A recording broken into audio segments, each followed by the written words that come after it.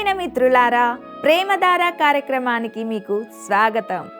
ఆదికాండం గ్రంథ ధ్యానాలు మీకు ఆశీర్వాదకరంగా ఉన్నాయని భావిస్తున్నాం. నేటి ఈ పాఠంలో సర్పం అనగా సైతాను దేవుని వాక్యాన్ని సందేహించే విధంగా చేయడం గూర్చి, మరియు పురుషుడు మరియు స్త్రీ దేవుని వాక్యానికి అవిధేయులుగా మారడాన్ని గూర్చిన విషయాలను గమనిస్తాం. ఇక నేటి ఈ పాఠంలో ఆ వివరాలను శ్రద్ధగా తెలుసుకుందామా?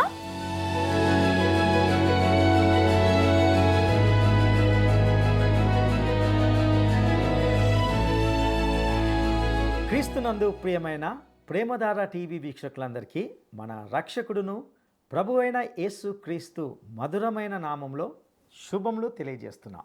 నేటి మన ఈ పాఠంలో మనము ఆదికాండము 3వ అధ్యాయము 1 నుండి 6 వచనాలను ధ్యానించుకోబోతున్నాం. ఈ భాగంలో సర్పము దేవుని యొక్క వాక్యమును నిరాకరించుటను గురించి, మరియు దేవుడు సృజించిన స్త్రీ పురుషుడు ఇద్దరు కూడా దేవుని వాక్యానికి అవిధేయతను చూపుటను గురించి చర్చిస్తాం. ప్రియులారా, ఇప్పుడు మనము కొందరు బైబిల్లో అతి ముఖ్యమైన అధ్యాయముగా భావించే దానికి వచ్చాం. అది నిజమే అని సంప్రదాయ వ్యాఖ్యాతలు అందరూ కూడా అంగీకరిస్తారని నేను నమ్ముతున్నాను.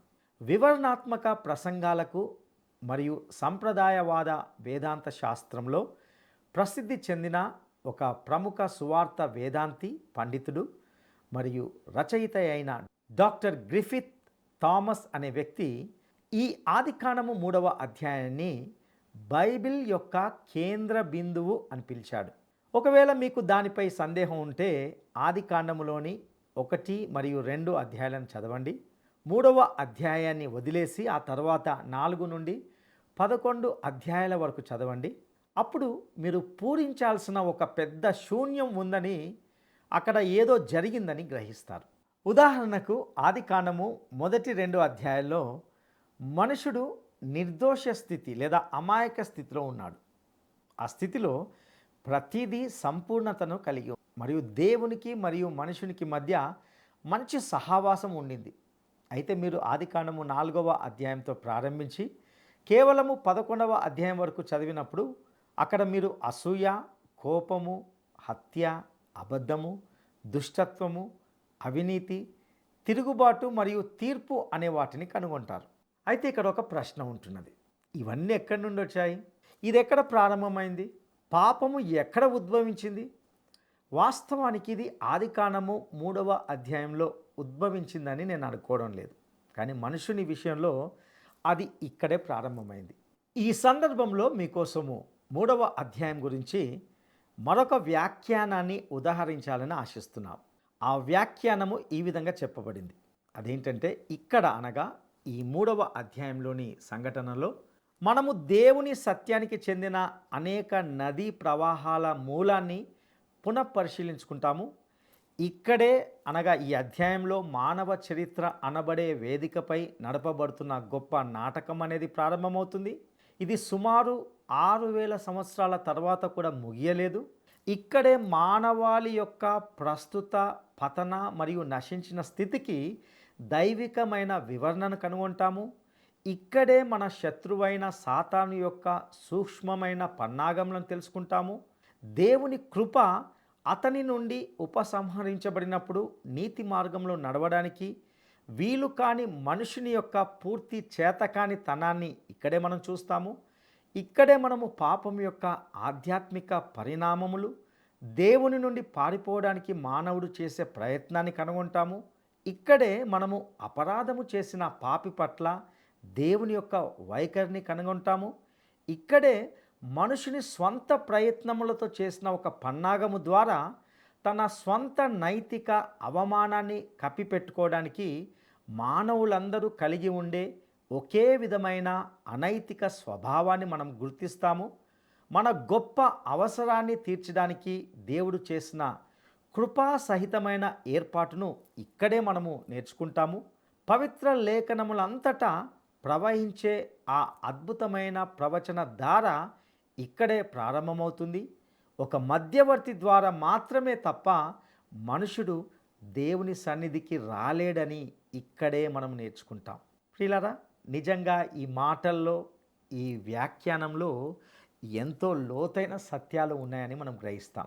ఇక సర్పము దేవుని వాక్యం పట్ల అనుమానము లేదా సందేహపు ఛాయలను ఆవరింప చేయడానికి గూర్చిన విషయాలను గమనిద్దాం. ఈ మొదటి విభాగంలో మనము మానవుని పరీక్షను గూర్చిన నేపథ్యాన్ని కలిగి ఉన్నాం.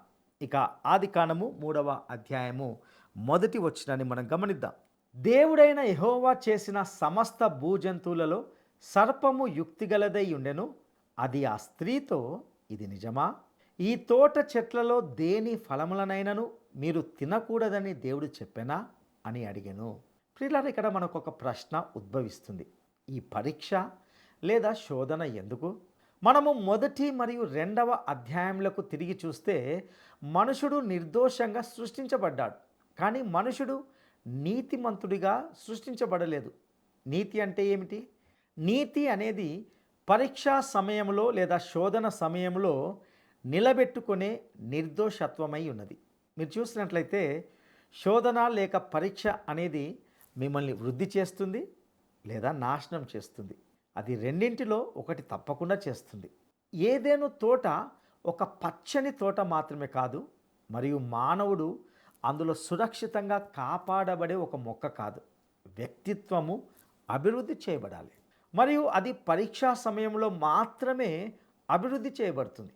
మానవుడు బాధ్యతాయుతమైన జీవిగా సృష్టించబడ్డాడు, మరియు అతడు మహిమపరచడానికి, ఆజ్ఞను పాటించడానికి, సేవ చేయడానికి మరియు దేవుని ప్రభుత్వమునకు లోబడి ఉండడానికి బాధ్యుడిగా సృష్టించబడ్డాడు. మానవుడు తనను తాను సృష్టించుకోలేదు. ఎవరైనా అలాగున వాదిస్తారని కూడా నేను అనుకోను, కానీ దేవుడే మానవుణ్ణి సృష్టించాడు. మరియు దేవుడు తన నిబంధనలో ఏకపక్షంగా లేడు. ఆయన మానవునితో ఆదికాండము 2వ అధ్యాయము 17వ వచనంలో ఇలా అన్నాడు: అయితే మంచి చెడ్డల తెలివినిచ్చు వృక్ష ఫలములను తినకూడదు, నీవు వాటిని తిను దినమున నిశ్చయముగా చచ్చెదవని నరునికి ఆజ్ఞాపించెను. ప్రియులారా, ఇక్కడ ఒక విషయాన్ని మనం గమనిద్దాం. ఆ వృక్షము నుండి తినడానికి తోటలో ఉన్న అదే ఏకైక వృక్షం కాదు. ఒకవేళ మనుషుడు ఆ వృక్షం నుండి తినలేకపోతే అతడు ఆకలితో చనిపోయేవాడని, మరియు దానిని తినడం వలన చనిపోతాడని కూడా అతనికి చెప్పబడితే అది నిజంగా ఏకపక్షగా ఉండేది. తోటలో పండ్లను కాసే చాలా వృక్షాలు ఉండేవి.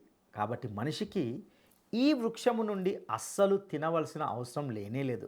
అందువలన మనము మానవుడు బాధ్యతాయుతమైన జీవిగా ఉన్నాడనే దృశ్యాన్ని ఇక్కడ చూస్తాం. ఈ మొదటి వచనంలో మనము సర్పానికి పరిచయం చేయబడ్డాం. వెంటనే అది ఎక్కడ నుండి వచ్చింది, అది ఏదేను తోటలోకి ఎలా వచ్చింది అని సహేతుకంగానే మీరు అడగవచ్చు. దేవుని యొక్క వాక్యము నుండి నేను చెప్పగలిగినంత వరకు సర్పము ఒక ఊడిపడిన జీవిగా అక్కడ లేదు. నిజానికి అది ఎలా వచ్చిందో మనకు చెప్పబడలేదు.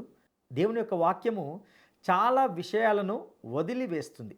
సర్పము సాతాను చేత ఉపయోగించబడగల జీవి, మరియు సాతాను దానిని ఉపయోగించుకున్నాడు. వీటిని గురించి ఆలోచిస్తున్నప్పుడు సాతాను ఈరోజు ఉపయోగించే పద్ధతి ఇది కాదా అనే ప్రశ్న మనకు మనంగా జ్ఞాపకం చేసుకోవాలి. అపోస్తులుడైన పౌలు కొరింథీయులకు రాసిన 2వ పత్రిక 11వ అధ్యాయము 14వ వచనాన్ని మనము గమనించినట్లయితే అక్కడ పౌలు రాస్తూ, ఇది ఆశ్చర్యము కాదు, సాతాను తానే వెలుగుదూత వేషము ధరించుకొనుచున్నాడు అని జ్ఞాపకం చేస్తున్నాడు. ప్రకటన గ్రంథము లేఖనాల్లో మరి ఏ ఇతర గ్రంథం కంటే సాతాను గురించి ఎక్కువగా చెప్తుంది. సర్పమును గురించి ప్రకటన గ్రంథము 12వ అధ్యాయము 9వ వచనంలో ఇలాగ చెప్పబడింది: కాగా సర్వలోకమును మోసపుచ్చుచు అపవాది అనియు సాతాననియు పేరుగల ఆది సర్పమైన ఆ మహాఘట సర్పము పడద్రోయబడెను. అది భూమి మీద పడద్రోయబడెను, దాని దూతలు దానితో కూడా పడద్రోయబడిరి. ప్రియులారా, ఈ జీవి మనము ఈరోజు భావించేటట్లుగా ఒక ఊడిపడినటువంటి సర్పము కానే కాదు. దేవుని వాక్యము అలాగున దానిని గురించి చెప్పడం లేదు. దాని గురించి ఈ ప్రకటన గ్రంథము 20వ అధ్యాయము 2వ వచనంలో గమనించినట్లయితే అతడు ఆది సర్పమును అనగా అపవాదియు సాతానును అను ఆ ఘట సర్పమును పట్టుకొని 1000 సంవత్సరములు వాణ్ణి బంధించి అగాధంలో పడవేసి అని వ్రాయబడి ఉంటున్నది. ఇది అత్యంత సామర్థ్యము కలిగిన జీవి. ఆది కాండంలో దాని మూలము ఎక్కడా నమోదు కాలేదు. అయితే యెషయా గ్రంథము 14వ అధ్యాయము మరియు హెజ్కేలు గ్రంథము 28వ అధ్యాయము ఈ జీవి యొక్క మూలమును గూర్చి మరియు అది ఎలా అటువంటి జీవిగా మారిందో మనకు తెలియజేస్తాయని నేను నమ్ముతున్నాను. ఇక ఆది కాండము 3వ అధ్యాయము 2-3 వచనాలను మనము గమనిద్దాం. అందుకు స్త్రీ, ఈ తోట చెట్ల ఫలములను మేము తినవచ్చును, అయితే తోట మధ్య ఉన్న చెట్టు ఫలములను గూర్చి దేవుడు మీరు చావకుండునట్లు వాటిని తినకూడదనియు వాటిని ముట్టకూడదనియు చెప్పెనని సర్పముతో అనెను. ప్రియులారా, ఇంతకీ సర్పము స్త్రీని ఎందుకు సమీపించింది? అది పురుషుడిని ఎందుకు సమీపించలేదు? దేవుడు ఆదామును సృష్టించినప్పుడు అతడు తోటలోని ప్రతి వృక్షము నుండి తినవచ్చునని చెప్పాడు, కానీ ఈ ఒక్క దానిని మాత్రము తినకూడదు అని చెప్పాడు. స్త్రీ చివరిగా సృష్టించబడింది మరియు ఆమె తనకివ్వబడిన సమాచారాన్ని పరోక్షంగా పొందింది. ఆమె దానిని ఆదాము అనగా మనుషుని నుండి పొందింది. అందువలన సర్పము మొదట స్త్రీని సమీపించింది. స్పష్టంగా చెప్పాలంటే స్త్రీ పురుషుని కంటే మెరుగ్గా సృష్టించబడిందని నేను అనుకుంటున్నాను. అంటే ఆమె నిర్మాణంలో ఎక్కువ జాలి మరియు సానుభూతిని కలిగి ఉంది. ఆమె బహుశా ఆ పురుషుడి కంటే సూచనలను స్వీకరించడానికి ఎక్కువ సుముఖంగా కనబడి ఉండవచ్చు. నిజానికి ఒక స్త్రీకి మనిషి కంటే ఎక్కువ ఉత్సుకత కలిగిన స్వభావం ఉందని నేను భావిస్తున్నాను. ఈరోజు కూడా ఆమె వక్రబోధల్లోకి మరియు సిద్ధాంతాల్లోకి ఎక్కువగా వెళ్ళేది మరియు పురుషులను వాటిలోకి నడిపించేది ఆమె. వాస్తవానికి నేడు అనేక వక్రబోధనలకు మరియు తప్పుడు సిద్ధాంతాలకు వ్యవస్థాపకులుగా ఎక్కువగా స్త్రీలే ఉంటున్నారు. సాతానుకు తాను ఏమి చేస్తున్నాడో తెలుసు. అతడు ఏమి చేశాడో గమనించండి. అతడు వచ్చినప్పుడు చాలా మోసపూరితమైన పద్ధతిని కలిగి ఉన్నాడు. అతడు ఆమెని ప్రశ్న అడిగాడు. ఇది దేవుని వాక్యం పట్ల సందేహాన్ని కలిగించింది. ఇది నిజమా? ఇది తోట చెట్లలో దేని ఫలములనైనను మీరు తినకూడదని దేవుడు చెప్పెనా? అతడు ఆమె మనసులో ఒక సందేహాన్ని కలిగించి ఆమెలో ఒకలాంటి కుతూహలాన్ని పెంచాడు. అప్పుడు ఆమె ఇలా సమాధానం ఇచ్చింది, ఈ తోట చెట్ల ఫలములను మేము తినవచ్చును, అయితే తోట మధ్య ఉన్న చెట్టు ఫలములను గూర్చి దేవుడు మీరు చావకుండునట్లు వాటిని తినకూడదనియు దేవుడు ఇంతవరకే చెప్పాడు. కానీ ఆమె ఆ మాటకు కొన్ని పదాలను అదనంగా జోడించింది. ఆమె అదనంగా ఏమని చెప్పిందంటే, వాటిని ముట్టకూడదనియు చెప్పానని సర్పంతో అనేను అనే మాటను మనం గమనిస్తాం. దేవుడు వాస్తవానికి ఎప్పుడు కూడా మీరు దానిని ముట్టకూడదు అని చెప్పినట్లు ఎక్కడ కూడా మనం చూడం. ఇక సర్పము దేవుని వాక్యమును నిరాకరించుటను గురించి మనం గమనిద్దాం. ఆది కాండము 3వ అధ్యాయము 4-5 వచనాలను మనం గమనిద్దాం. అందుకు సర్పము, మీరు చావనే చావరు, ఏలైనగా మీరు వాటిని తినుదినమున మీ కన్నులు తెరవబడుననియు మీరు మంచి చెడ్డలను ఎరిగిన వారై దేవతల వలె ఉందురనియు దేవునికి తెలియనని స్త్రీతో చెప్పగా. ప్రియులారా, మీరు నిశ్చయంగా చావరు అని చెప్పే బదులుగా అతడు ప్రభావవంతంగా చెప్పింది ఏమిటంటే, మీరు చావనే చావరు, అంటే అది అసాధ్యం అన్నట్టుగా చెప్పాడు. ఇక్కడ వాడు అనగా సైతాను దేవుని ప్రేమను మరియు దేవుని మంచితనాన్ని ప్రశ్నిస్తున్నాడు. దేవుడు మంచివాడైతే ఎందుకు దీన్ని నిషేధించాడు? ఆ సర్పము మీరు చావరు అని చెప్పినప్పుడు దేవుడు నీతిమంతుడు కాడని సూచించాడు. మరియు ఏలైనగా మీరు వాటిని తినుదినమున మీ కన్నులు తెరవబడుననియు మీరు మంచి చెడ్డలను ఎరిగిన వారై దేవతల వలె ఉందురనియు దేవునికి తెలియనని చెప్పి దేవుని పరిశుద్ధతను ప్రశ్నించాడు. ప్రియులరా, ఇక్కడ హవ్వ చేసిన పని ఏమిటంటే దేవుని వాక్యానికి దేనినైనా కలపడం. ఉదారవాదులు అనగా వాక్యాన్ని వక్రంగా తమకు అనుకూలంగా బోధించేవారు మరియు నాస్తికుడు దేవుని వాక్యాన్ని తీసివేస్తారు. అలాంటి వాటిని దేవుడు వ్యతిరేకిస్తూ హెచ్చరించాడు. వక్రబోధకులు కొందరు ప్రాథమిక సిద్ధాంతవాదులు కూడా దేవుని వాక్యానికి వారికి నచ్చిన వాటిని కలుపుతారు. మరియు దేవుడు దానిని కూడా వ్యతిరేకిస్తూ హెచ్చరించాడు. ఈరోజు మనము ధర్మశాస్త్రం ద్వారా రక్షించబడ్డాము అని చెప్పేవారు కూడా ఉంటున్నారు.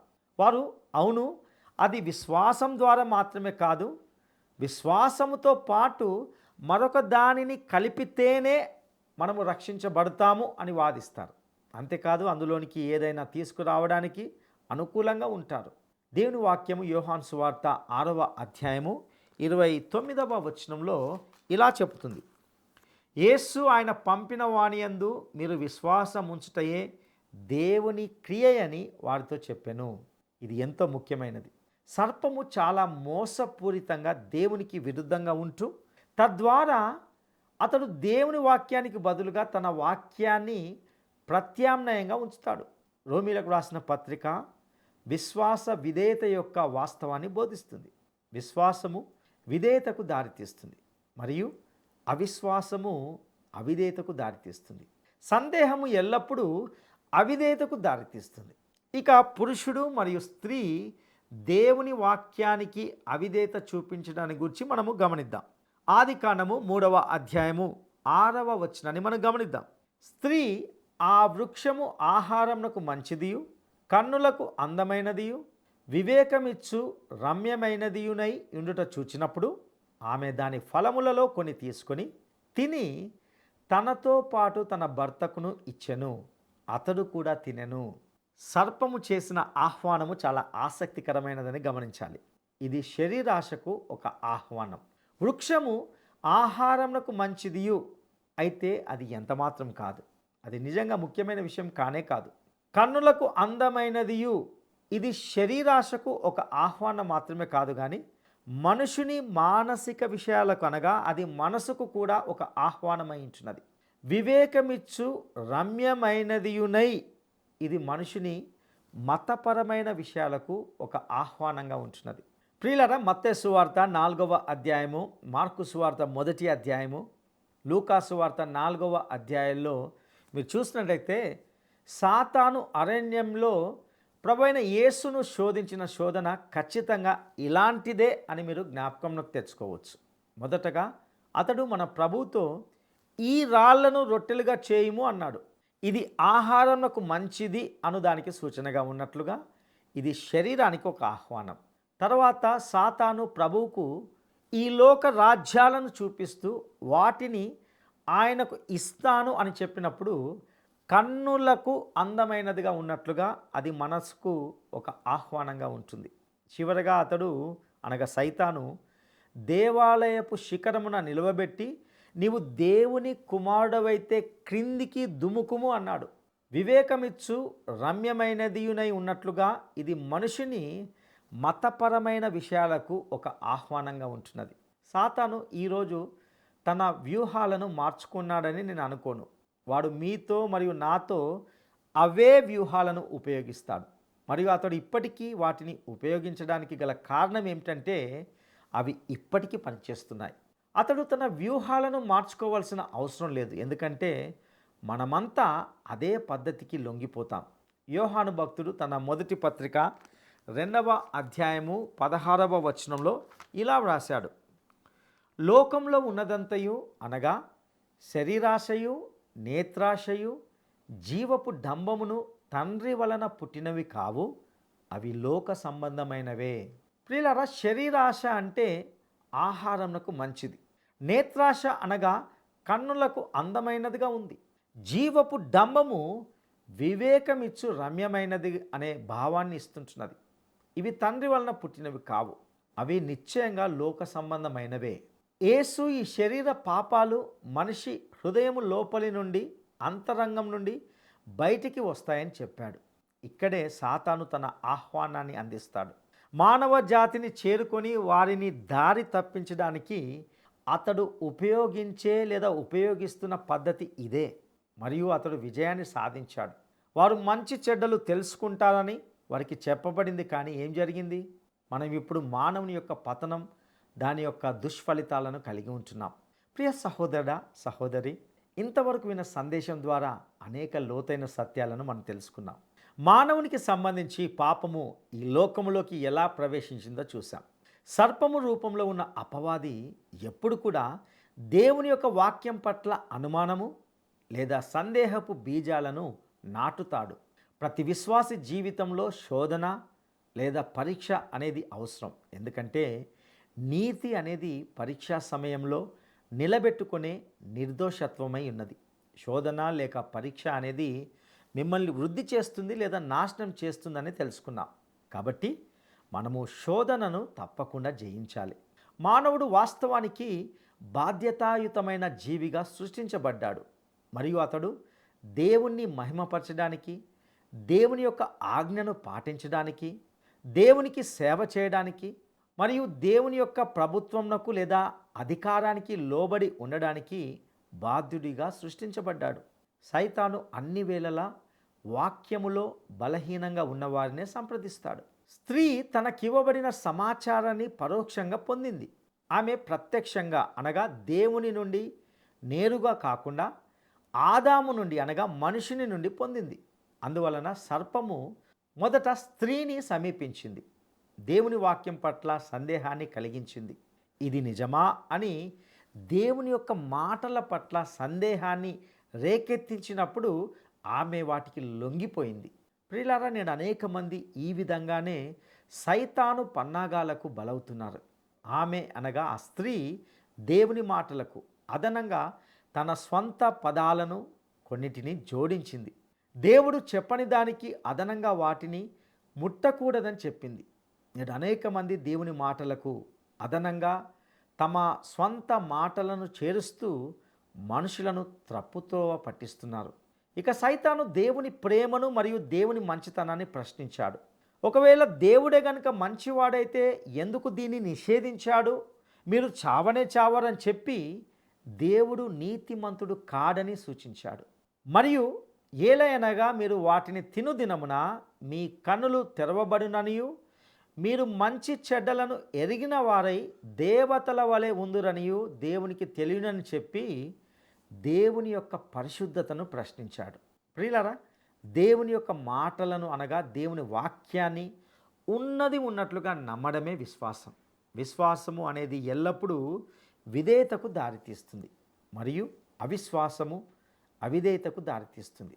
సందేహము లేదా అనుమానం అనేది ఎల్లప్పుడూ అవిధేయతకు దారితీస్తుంది. నేడు ఈ లోకంలో ఉన్నదంతయు శరీరాశయు, నేత్రాశయు, జీవపు డంబము. ఇవి దేవుని వలన పుట్టినవి కావు, అవి ముమ్మాటికి ఈ లోక సంబంధమైనవే. కాబట్టి మనము వాటికి లొంగకుండా దేవుని వాక్యానికి విధేయులై జీవించడానికి ప్రభు మనకు సహాయం చేయనుగాక. దైవాశీస్సులు ప్రార్థన చేసుకుందాం. మహాపరిశుద్ధుడా, నమ్మదగిన దేవా, ఇంతవరకు మీ వాక్యము ద్వారా మాట్లాడిన ప్రతి మాటకై నీకు వందనాలు చెల్లిస్తుంటున్నాం. ఈ లోకంలో ప్రభువా శరీరాశ, నేత్రాశ, జీవపు డంబము అనే భయంకరమైన సాతాను యొక్క అస్త్రాలు ఉంటున్నాయి. ప్రభువా, మేము వాటిని జయించడానికి నీ కృపా సహాయము దయచేయవలసిందిగా ప్రార్థిస్తూ మా రక్షకుడును నమ్మదగిన యేసయ్య గొప్ప నామములో అడిగి స్తుతించి వేడుకుంటున్నాము తండ్రి, ఆమేన్. నేటి ఈ సందేశం ద్వారా ఆధ్యాత్మిక జీవితానికి సహాయపడే లోతైన సత్యాలను నేర్చుకున్నారని భావిస్తున్నాం. దేవుని మాటలు అనగా దేవుని వాక్యము అప్పుడు, ఇప్పుడు, ఎప్పటికీ కూడా మారనటువంటిది మరియు ప్రభావితమైనదని గ్రహించగలం. ఈ కార్యక్రమానికి సంబంధించి మీకేమైనా ప్రశ్నలు కానీ లేదా సందేహాలు కానీ ఉన్నట్లయితే మాకు ఫోన్ చేయండి. ఈ కార్యక్రమాలు మీకు ఏ విధంగా ఉన్నాయో మాతో పంచుకోండి. దేవుడు మీకు తోడయండి నడిపించునుగాక.